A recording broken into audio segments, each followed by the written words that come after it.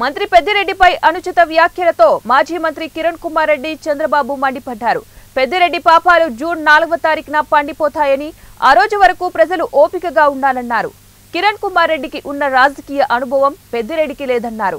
ప్రాజెక్టుల నిర్మాణం పేరుతో రైతుల నుండి భూములను లాక్కున్న పెద్దిరెడ్డి పరిహారం కూడా చెల్లించలేదని ఆరోపించారు. అవినీతిని ప్రశ్నిస్తే టీడీపీ నాయకులపై అక్రమ కేసులు బనాయించి జైల్లో పెట్టారని ఫైర్ అయ్యారు.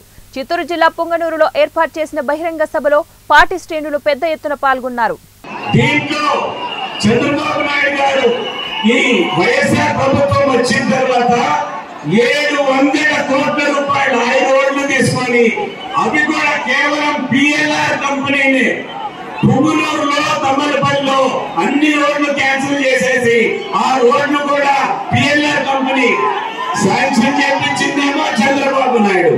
కమిషన్ ఎవరు తీసుకుంటున్నారు? పెద్దిరెడ్డి రామచంద్రరావు.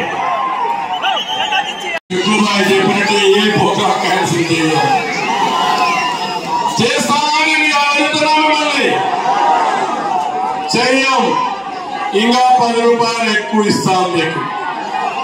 అందుకే సంక్షేమ కార్యక్రమాలు కొనసాగుతాయి. మెరుగైన సంక్షేమ కార్యక్రమాలు ఇస్తాం.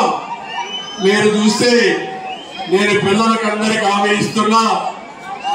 నేను సరే మెగా డిఎస్సి పెడతా. మొదటి